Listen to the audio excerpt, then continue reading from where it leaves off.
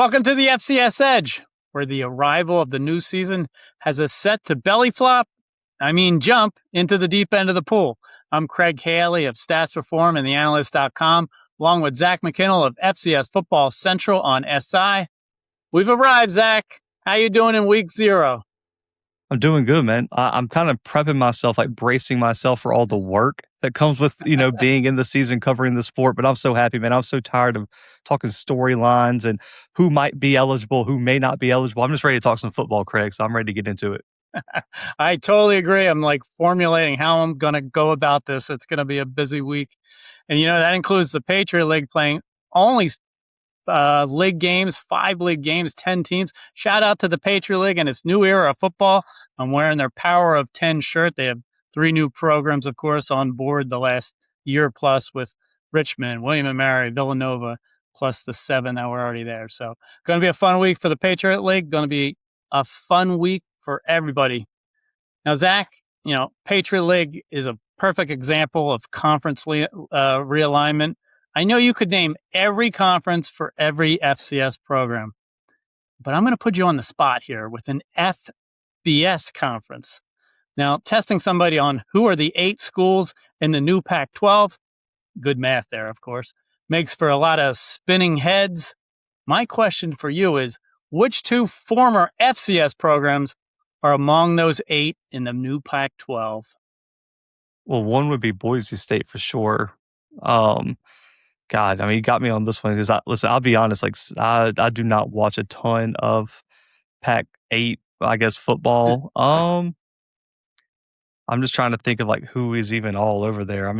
It's got to be Boise. They were an original in 1978 to 95 in the Big Sky Conference. There's one more. I don't know the other one off the top of my head. I would have forgotten this one too. Texas State. I couldn't name all 8, and I probably would have struggled for Texas State myself if I hadn't looked it up. Boise did come to mind, but just crazy out there, with college football and everything. All right, this episode is our preseason picks. We're going to go around the nation with conferences, with individual awards, with just who's going to make it so far into the season. So let's start with the conference champs. And for a little fun, some conferences are easier to pick than others. Let's get a confidence level. So 1 being your lowest confidence level, 5 being your highest. Probably have a little mix of everything. Let's start with the Big Sky. I think I know where you're headed for your conference pick. Yeah, go ahead and give me Montana State. And for confidence level, just max it out. We're going to go 5. I feel like this team, it would be in this, there's some very few teams historically, Craig, you would throw in this category where if they don't win the national title, it's probably a bad season. And I think 2023 South Dakota State fell in that. I think 2019 NDSU, maybe NDSU probably for a 4-year span was like that. But I think that's where it is. If you don't win the conference, if you're Montana State with the schedule they have too, one of the easier schedules in that conference, I would be really, really surprised. And so I'm going to go Montana State here to win the Big Sky. I have them as a 5. I think they're going to win, and I think they could win every game in the regular season, and that includes Nevada. So I do think an 8-0 sweep of the Big Sky looks like that's coming. CAA, I'm going to go Rhode Island. I'll give them a 4 out of a 5. I think Monmouth is in the mix here. The one thing with Rhode Island, overall, they're only playing 5 home games out of 12. I think that leaves them a little vulnerable. And obviously they're playing in Pawtucket this year as their on-campus stadium is being renovated. So I think there are potential stumbling blocks on the way or out there. But I do think Rhode Island's a team to beat, especially with some of the talent that they have. Yeah, I don't know if they have the same level of disappointment, because obviously they haven't been to Nashville, they haven't won a national championship, but it's for them, they're kind of in the same boat as Montana State, where they're so leaps and bounds ahead of everyone else in the conference right now, Craig, just perception-wise. If they don't get it done and win the conference, what a disappointment with Devin Farrell, Marquise Buchanan, Rohan Davey. The names just keep rolling off here. But I will say, I don't know if Monmouth's number 2 here for me. Okay. I actually think Stony Brook is a bit of a dark horse in this conference, especially with how they were playing toward the end of last year. And I think Monmouth, man, they just have so much to replace in a lot of key spots. And I just don't know if that defense is going to be able to hold up, but we'll see. They've been consistent, but I think Stony Brook might emerge as maybe one of those contenders. But also going to put a 5 on Rhode Island for my confidence meter. Okay. I do think like 2 through 5 is quite close in that league. I mean, there's also New Hampshire, Elon, Stony Brook right there as well. So yes. Townsend, maybe if Towson, if Andrew Andorf takes a step forward. yes, yes. A lot of transfers there too. Ivy League. I know last week you said it was a 2-team race. Harvard, Yale. Who's the pick? Yeah, I'm gonna go Yale here just because now I will say this, I have maybe a little bit more confidence in the surrounding cast at Harvard, especially defensively, but I gotta go with the guy who's returning their quarterback in Dante Reno, and it's just the amount of respect I'm putting on Kevin Cahill as a coach. I think what he did at Lehigh, it was so impressive, that turnaround there, and now you step into a program that was left in an amazing spot. Like, this team's ready to go win some postseason games. I think Kevin Cahill is gonna thrive in this system. Outstanding coach, of course, Eddie Robinson Award winner. What's your confidence level on that pick?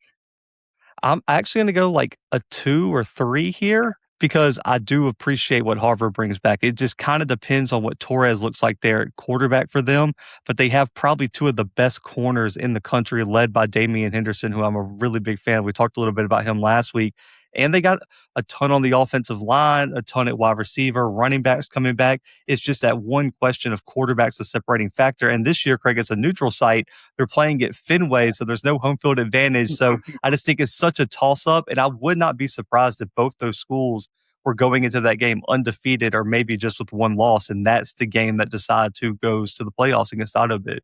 It probably will. I'm going to go Harvard at Fenway. I give them I'll do like a 3 on the confidence level, but I'm with you on that. This being a 2-team race this year. The MEAC, is it even a 2-team race? Who do you got? South Carolina State. And can I extend the confidence meter to like 10? I mean, at this point, you're going to have to pay me to not pick Chennis Berry in conference games because he just like we're recording here, Craig. He hasn't lost a conference game in 4 years dating back to Benedict. 2 straight years in the MEAC. They return a ton of talent defensively. They might have one of the best defensive lines in the country that no one talks about with Kavon Chisholm and some of those guys. And on top of that, too, you bring in a proven winner at offensive coordinator with KJ Black. I think the offense is going to be even better than it was last year. I like South Carolina State here. Well, if your confidence level is a 10, I'm going to 10.5 because I agree. South Carolina State's probably the biggest favorite in any conference in the FCS this year. Missouri Valley Conference. I mean, we're talking 6 ranked teams. I'm going South Dakota State, of course, with all the talent they have back. They have 6 preseason All-Americans. That's the second most to Montana State. So I'm going to go about a 4, which might be a little bit high considering the other talented teams in the league. But I just think, the Jackrabbits are loaded up for this year after Chase Mason's injury kind of set him back last year. So I'm going to go about a 4 on South Dakota State in the Missouri Valley. Yeah, same pick for me, South Dakota State. I got it at a 3. I just think there is a world that I can see, Craig, where that conference cannibalizes itself a bit. And you just see pure chaos. Like, would it surprise you if South Dakota State beats a Southern Illinois one week and then slips up the next week, loses by 3 to a South Dakota or a North Dakota? And I do think the bigger question is going to be who's number 2 in this conference, because I think it is going to be just a bloodbath behind whoever wins this conference. But I'm with you. I think I have the least amount of questions for South Dakota State, and they by far, in my opinion, have the highest ceiling of any of those teams coming out of the Valley. Indeed. NEC. I remember this one last year. We had different picks. I remember you got it right. I got it wrong. I'm going to go back to who I had last year, Duquesne, with a confidence level about 2 out of 5. I do think Central Connecticut State will come out strong again with their talent, and LIU has certainly risen through the years. They have talent, but I'm going to go with the Dukes again and see if they can get it done. Yeah, I'm sticking with what makes me money on this show, and that's Central Connecticut State. And I really think it's defensively, man. Chris John and those guys are so good. I believe Wiley's coming back offensively. Like they just have so many pieces. And defensively, it seems like every year, Craig, even if they get cannibalized, they just consistently find guys to step up and replace that talent defensively. And very interested to see how they match up with South Dakota in week 0. I don't listen, I'm not projecting upset alert or nothing like that, but we've seen them keep it competitive against Rhode Island for 2 straight years in the playoffs. I don't think I think this team is possibly ready to make that game maybe a little bit more interesting than maybe the spread or like the national media expect it to be. Yeah, I tell you what, the average scores, the margin of victory in any FCS conference last year, it was number one. The closest was in the NEC. The coaches always talk about how close the talent is, and that proved it last year. I mean, they were close games. All right, OVC, Ohio Valley Conference, still a joint conference with the Big South. I'm going to give a 5 to UT Martin. I just think they have a lot of talent, returning players they've added. I just think Jason Simpson's a great coach, and he'll get it done with UT Martin. Yeah, I'm gonna also go UT Martin, but I'm gonna give it like a 1, maybe a Okay. 2. I just think this is the conference where we're at the end of the year, Craig, and we're like, "Where in the hell did this team come from?" Like, that's this conference because you look, I mean, the reason I'm picking UT Martin is, 1, is Coach Simpson. He's done it year after year after year, and even when they struggle in out of conference play, they put it together in conference play. But I will say, like, it won't surprise me if Lindenwood took a step forward. Charleston Southern. I mean, I think SEMO's always in the conversation with Coach Took. And then on top of that, too, Western Illinois is a interesting dark horse.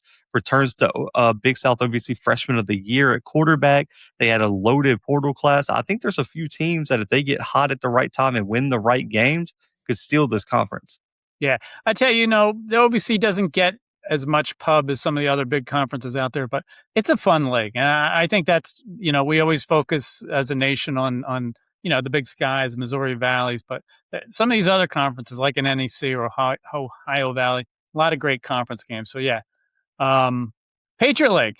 I'm going to stick with Villanova at number 3. I mean, this late in the week, we're still trying to figure out their quarterback situation. And but I do think the Wildcats have enough, especially in the run game. Lehigh did lose a lot as strong of a program as they are, and that includes losing Kevin Cahill. I'm going to go Villanova about a 3 in the Patriot League.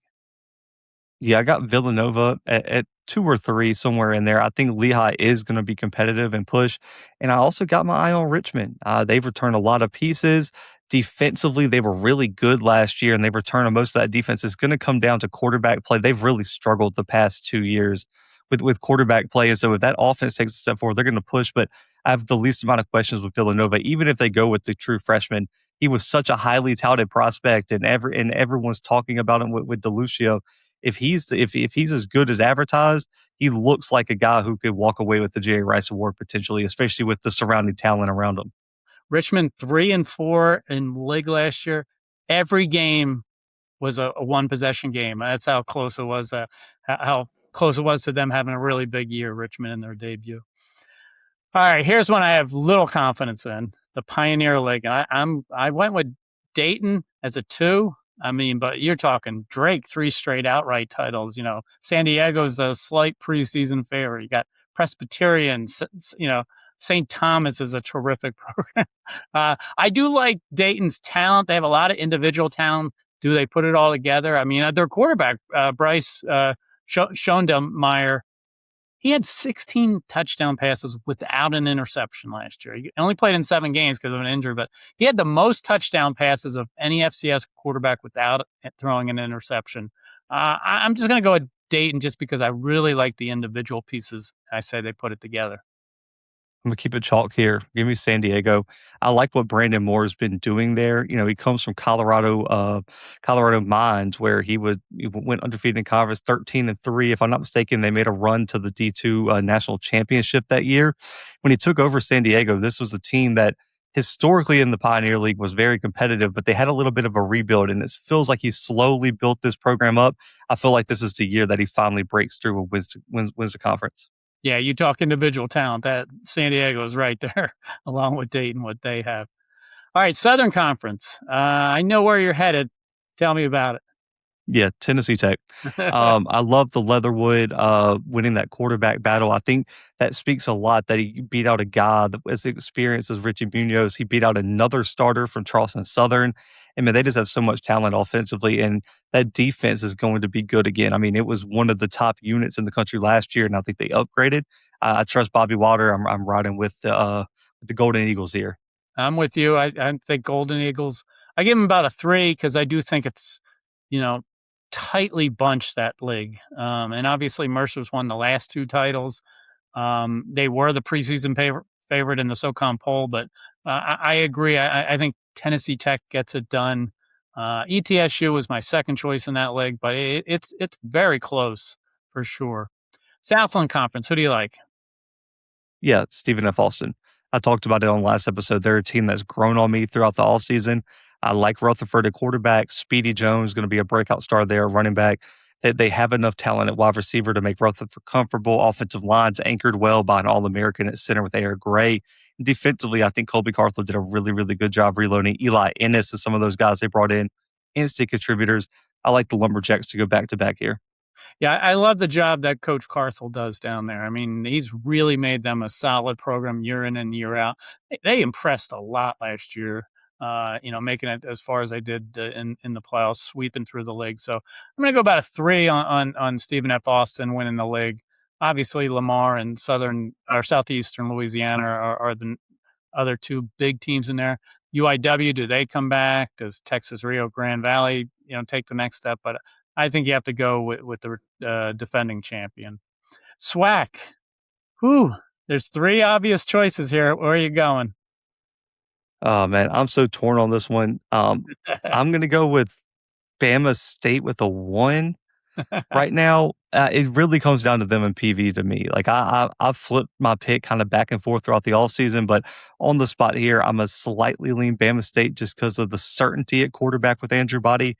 And I like the OC hire they bring in to Tony Hull, who has really thrived with quarterbacks with the skill set of an Andrew Body. And everyone kind of talked about their defense not being up to snuff last year, Craig. It really wasn't bad down the stretch. They had a lot of young guys early, and that unit kind of grew. I think they take a step forward defensively, and Bama State finds a way to break through. I think this would be their first one since like '04, I believe. Yeah, I agree with you. I'm going Alabama State. I give them about a 3 as a confidence level. Obviously, Jackson State, it's tough to beat in this East Division just to get to the SWAC championship game, let alone then advancing to the Celebration Bowl. But I do think Andrew Body is this year he enters as the face of HBCU football. I just think he's going to pick up where he left off and have a big year. United Athletic Conference. I'm going Tarleton State with about a 4. I mean, obviously, Abilene Christian has won 2 straight titles and beaten Tarleton both times along the way. Austin Peay's right there, but I just think in a conference that reloads all the time with transfers, I do think Tarleton State does it the best.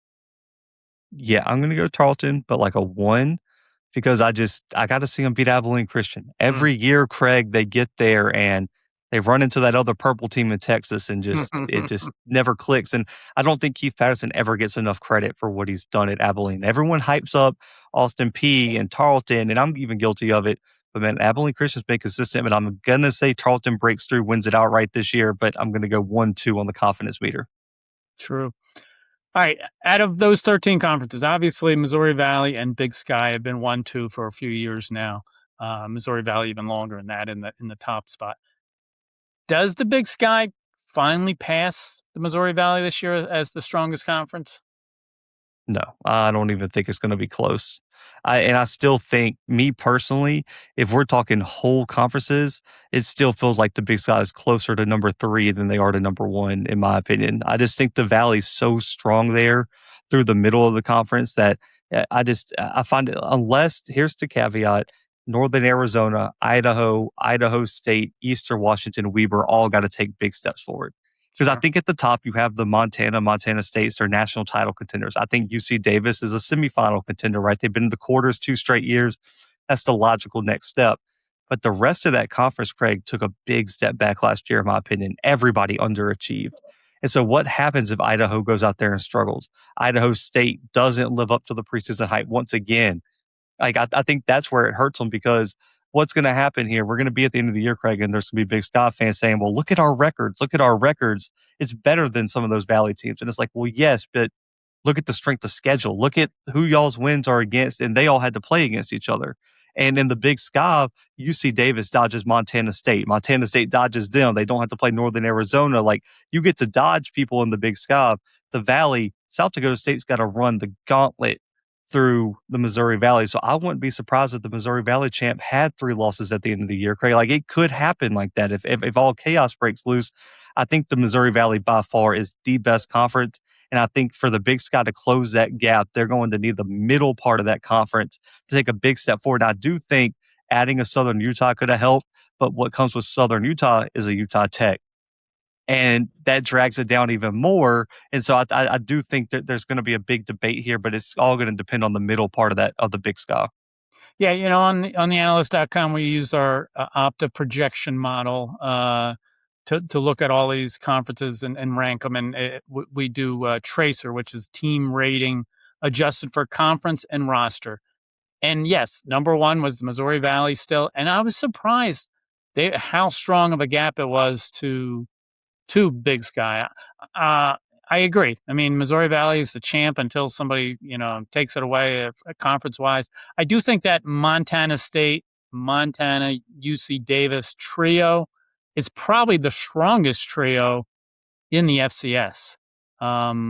Especially if Montana State just runs away with this season with all their talent back. But I agree with you. It's the Missouri Valley right now. Now, Montana State is certainly a team that could go undefeated in the regular season. I think all 12 games will be fair, and I do think that Nevada game they will be in the betting odds. Who else do you see as a possibility to go undefeated in the regular season? I mean, Jackson has a real shot, only 11 games, 291s. If they get past Bama State, they don't have an FBS game. They could run it. Bama State, if they pull the Troy upset, now you do have games against Jackson and PV, but if they win those, that would be a possibility. Maybe South Carolina State. I don't know who their FBS game is, but they have a real chance to win 11 games, in my opinion. I mean, they're going to be really, really good, but I think it's just Montana State, to be honest with you, Craig. Maybe if they beat Oregon State, we have a different conversation, but that's a big jump, man, like to beat a team like that. But yeah, I think Montana State, Jackson, and South Carolina State would be my 3. Tarleton, possibly if they get Bowling Green, but I just think people are kind of overlooking that Eddie George brought in some really, really good talent at Bowling Green. I don't think it's going to be like Army last year. That's going to be a much tougher game for them to win. I would go with either Harvard or Yale as Yeah. my second choice. And I'm saying Harvard. I think at New Hampshire to open the season is a tough opener for Harvard on the road. But then I think they kind of went all the way until that big game with Yale, and Yale vice versa. I think, they could go undefeated. That would be my second choice. One of those two teams. Excuse me. I would certainly pick Harvard as number 2 in my picks. All right, overall for the season, let's start with the Celebration Bowl. What's your matchup? Yeah, well, I mean, we just gave our picks. It would have to be Alabama State, South Carolina State, and man, that would be such a heck of a game there. I think I would probably, if we're talking just way too early predictions, I would lean Bama State, but who knows? If South Carolina State finds a legit quarterback, that's not going to be an easy game for Alabama State to win. And Chinnis Berry knows what it takes to win in Atlanta. I think you might even lean to the coaching advantage there for Chinnis Berry, but that would be Bama State, South Carolina State now. But again, like I said earlier, man, I would not be surprised to see a rematch PV South Carolina State. Well, I tell you, I mean, I have the same matchup, and I favor Alabama State, but it's pretty daunting to think Alabama State has to beat out Jackson State in the East, beat probably Prairie View in the conference championship game, and then beat a South Carolina, say, in the celebration. That's a lot of ifs there riding for us. How about FCS playoffs? If you narrowed it down to a Final Four, what are you thinking? Oh, God. This is so hard to predict because you never know the bracket and how it turns out. But if I just had to guess, I'm going to go obviously Montana State, Montana, South Dakota State, and then I'm going to throw Tarleton in there. Give me Tarleton Okay. at I 4. had the first three you mentioned and UC Davis. Uh, Montana, Montana State, UC Davis, and South Dakota State would be my four teams. All right. How about individually here in the 2026 season? Let's start with the 40th anniversary of the Walter Payton Award. Obviously, the Bo Brungard, quarterback at Youngstown State, is back, trying to become the third player ever to win the award twice.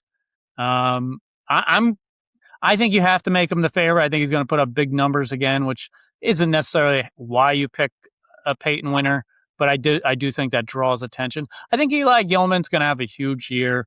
I've been touting a running back getting it done for a while now. It's been a long run of quarterbacks, but I think Eli, setting the school record will draw attention, and obviously he just has really just kept consistently been one of the best. So but I'm gonna go with Brungard as my pick.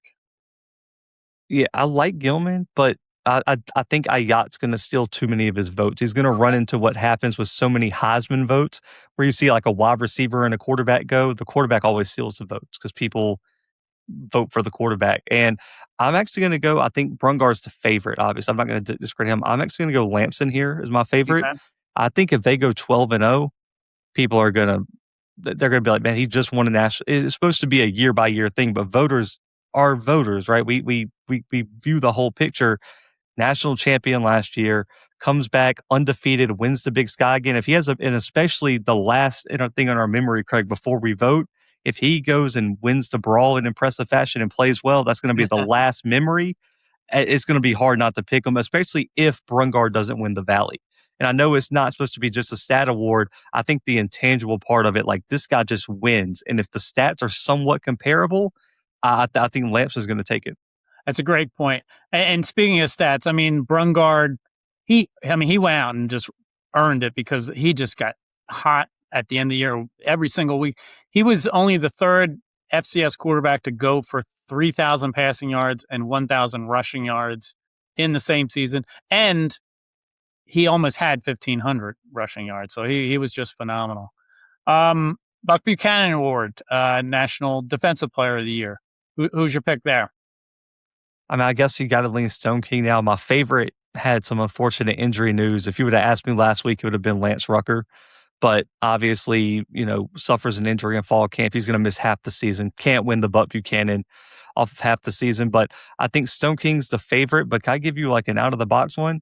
Sure. I think Rex Connors has a really, really good shot to take it. He's going to put up some insane stats next year at UC Davis. And I think he has the history. Voters know who he is. And Craig, we could talk about this. Name recognition is a big thing with voters. When they look at the thing, those names stick out as star players, and Rex Connors has that. I think if UC Davis goes 11-1, potentially 10-2, there's a really good chance Rex has a big year, and he could be the sneaky pick here. Yeah. Joshua Stone King Furman, defensive end, obviously, he's probably the favorite just because he was number 2 last year in the voting. But I'm going to go Ty Niekamp at Illinois State. I mean, he's put up a phenomenal career, already a 2-time first team postseason All American. I think he does it again. I think he just is an incredible leader and just a tackle machine. So I'll go Ty Niekamp for the Buchanan. Last week, we talked about our Eddie Robinson Award picks for National Coach of the Year, also in its 40th anniversary. Just sort of reiterate who you picked there. Yeah, that's a Chinnisberry. If he goes undefeated in the MEAC again and voters don't vote for him, I don't know what they're looking at. I don't care what conference it is, how many games, 3 years in a row without losing in conference, 3 straight conference titles. And I know voting will be over, I believe, before it, but man, a back-to-back Celebration Bowl chance potentially. I mean, come on, man. How do you not award that? But I think the dark horse for it if South Dakota State does what they should, Dan Jackson is going to have a really, really strong case for it, especially after last year, how last year ended. If he turns it around, I think Dan Jackson is going to have a really good shot at it as well. Yeah, Coach Jackson has some great talent this year at South Dakota State. Tim Plow is my pick, UC Davis. I think they're going to have a huge year. And he's just, back to back quarterfinal round appearances. He does a great job. So that's who I went with for the Eddie Robinson. One more award we'll go with the HBCU National Player of the Year. Last year was Andrew Body. Is he the pick this year? Yeah.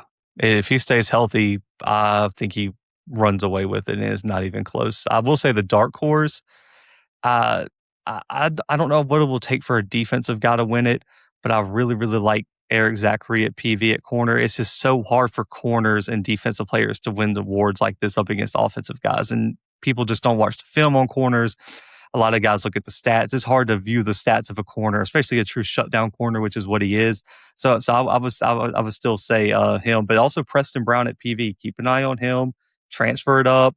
It was almost a 3,000-yard passer at the D2 level, 26 touchdowns, 4 picks. He would be my other one, but yeah, I'm gonna go with Andrew. Well, you mentioned my defensive pick for this award already. Kavan Chisholm. I think he's going to just pick up where he left off. He finished strong on the defensive line for South Carolina State. I just think he's going to have a huge year. But I do think Andrew Body is the pick.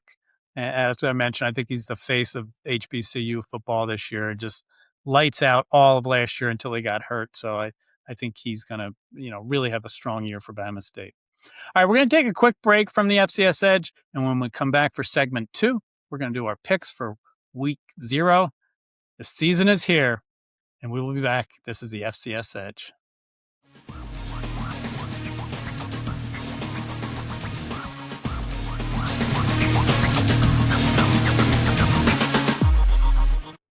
Welcome back to the FCS Edge. Zach and I are ready for a pick'em segment. What a week 0 it is. I mean, obviously the FCS has the national spotlight in Division I for Thursday night, Friday night. There's only just a handful of FBS games on Saturday. 69 games involve FCS teams this weekend. It's just, really going to be a lot of fun. And I know you're going to be at 2 of the games. Tell us where you're headed. Yeah, on Thursday, I'll be driving over to Pensacola, going to check out West Florida's FCS debut, facing DJ Williams. Another, we talk about Walter Payton favorites. DJ Williams is going to be in that conversation. We'll see, man. I think Caleb Noble's talking to him on the show. He started seeing that DJ Williams film and was like, man, what did we get ourselves into here and out of conference play? But I get it. But also, I think West Florida has maybe a little bit of advantage here, Craig, because it's going to be packed out D1 opener. And there's not a lot of film on what they have coming back. And so I think they might have the element of surprise early, but we'll see. And then this weekend, I'll be actually driving back that night, getting on a flight the next day. We'll fly to Dallas, Stephenville, and go see Charleston State PV on Saturday, man. Really excited. Huge out of conference matchup for in-state. Todd Witten, Tremaine Jackson. I mean, 2 polar opposites on how they approach the media. I can't wait for that one, and battling for a trophy this year. So super excited. You picked a pair of good games to go see this weekend. Those are just exciting games. All right, let's get to our Stats Perform FCS game of the week. It's on Saturday, and it's a playoff rematch. Abilene Christian, number 15, at number 20, Lamar. Last year, it was 38-20. Abilene won in the playoff game, first-round matchup. Tell us what you think here. Yeah, I was a bit torn on this one, Craig, just because one, we have a little bit of, as we're recording, a bit of quarterback uncertainty for Lamar. Like, who's going to be the starter? Is it Aiden McCowan? Is it Evan Bullock, who's coming in highly touted from Louisiana Tech? I won't lie to you, Craig. It gives me a bit of concern that Bullock didn't come in and just steal that job.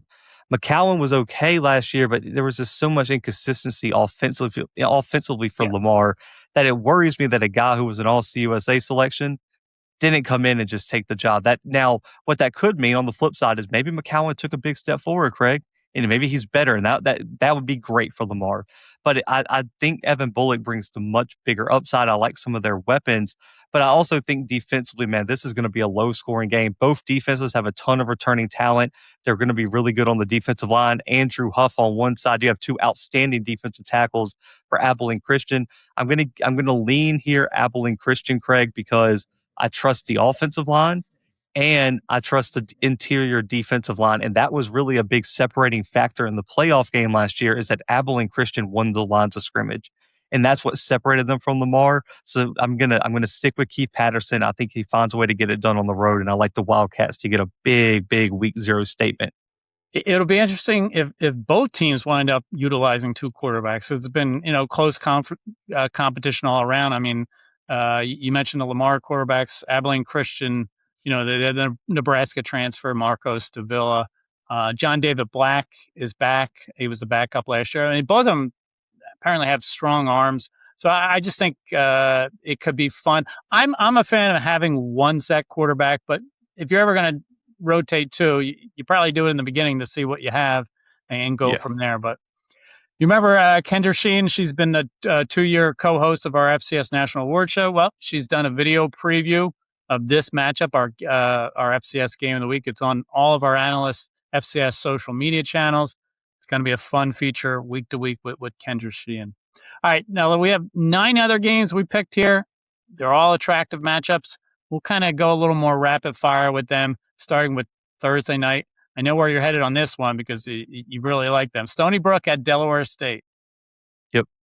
Give me Stony Brook. I actually think they make a statement. Del State lost too much, but man, love what Billy Koch is building there. I think they're going to be a problem. Give me Stony Brook big in this one. Delaware State is like the mystery team to me. I mean, they had so many new contributors last year. I'm kind of figuring that's going to happen again this year with Deshaun Jackson rebuilding that lineup. But I'm gonna go the safer route, Stony Brook, which also has some key transfers. All right, also Thursday night, Gardner Webb and at number 17, Austin Peay. Tell us why you like Austin Peay. Chris Parson. that's your answer. Like Chris Parson. I will say this. Austin Peay is like a 14.5 point favorite, I think, right now. That's a big spread, Craig. Like, I picked Gardner Webb as my super dog on our show because I do think it's week 0. Lots of new pieces, especially defensively for Austin Peay. I think this could be a closer game. I also love the head coaching hire for Gardner Webb. But listen, Chris Parson wins games. Give me Chris Parson in the Govs. I agree with you. I do think Carson Gressick, running back for Gardner Webb's going to just do very well. He's got 24 rushing touchdowns over the last 2 years combined. So Friday night, big game in the Patriot League. They're all league games this week. William & Mary is at number 8, Villanova. Obviously, it's a former CAA matchup. And the funny thing is, Villanova has won 9 straight season openers. It's the second longest streak going right now in the FCS and season opener. But overall, they have a losing record to William & Mary. So to play them first shows you that's not an easy matchup. I'm going to stick with Villanova, though, getting it done at home. Yep. I don't know who's playing at quarterback. I don't know if they do either, but we're going to go Villanova here. I also trust Mark Ferrante to figure it out. And I think he's a good enough coach. And I think they're going to run the ball, Craig. Like, they have so many good running backs, offensive lines loaded. I think they're going to run their way to a win this weekend. Quarterback is giving new meaning to game time decision. All right, let's go to Saturday. We have another nationally ranked game. 2 teams in the Stats Reform Top 25. Number 22, Monmouth's at number 14, Tennessee Tech. First game without Kevin Callahan on the Monmouth sidelines. I mean, 33 years as their only coach. Jeff Gallo takes over. Obviously, their defense has to step it up this year for them to get to another level.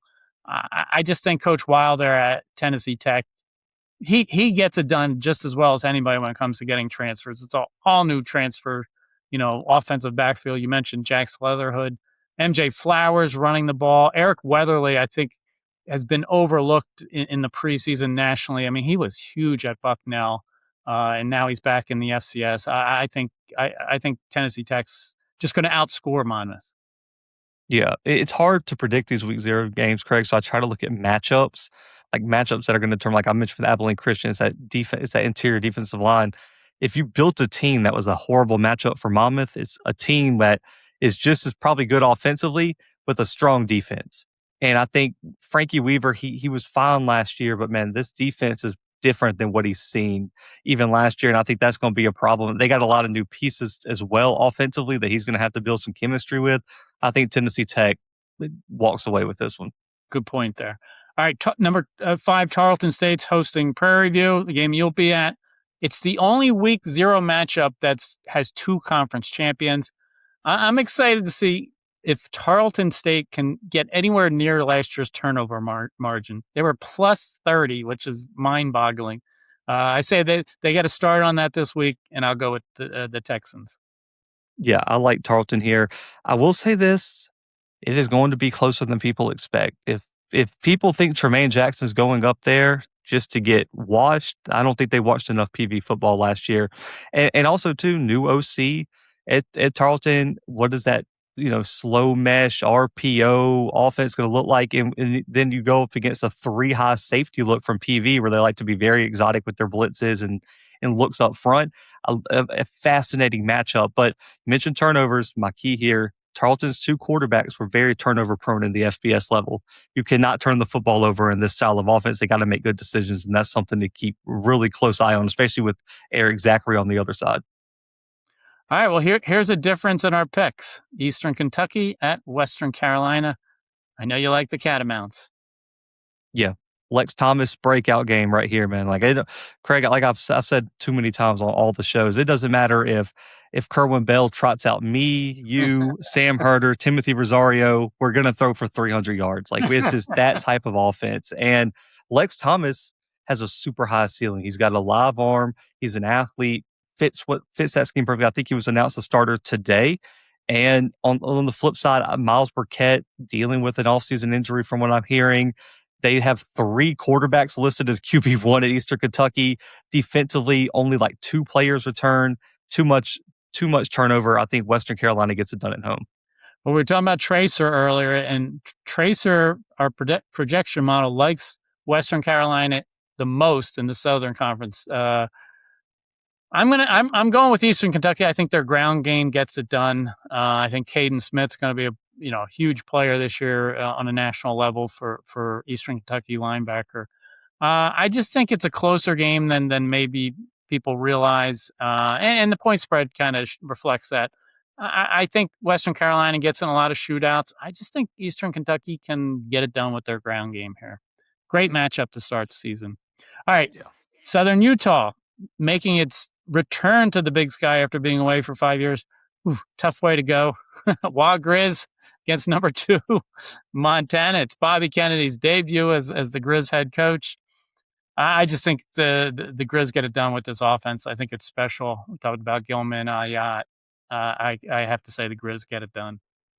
1,000% agree. I think this is a game that is a bad matchup for Southern Utah. Southern Utah is going to be better than what y'all see this weekend, but Craig, their rush defense was horrible, and the last person you want to see on the other side is number 10 in the Grizz jersey. If you can't defend the run, I think Montana leans on Gilman, and they get out of this one with a pretty big win. All right. Also in the Big Sky, Eastern Washington is at number 25, Northern Arizona. I look at the FanDuel odds. It was only 3.5 for NAU at home. That surprised me. I thought they'd be a bigger favorite.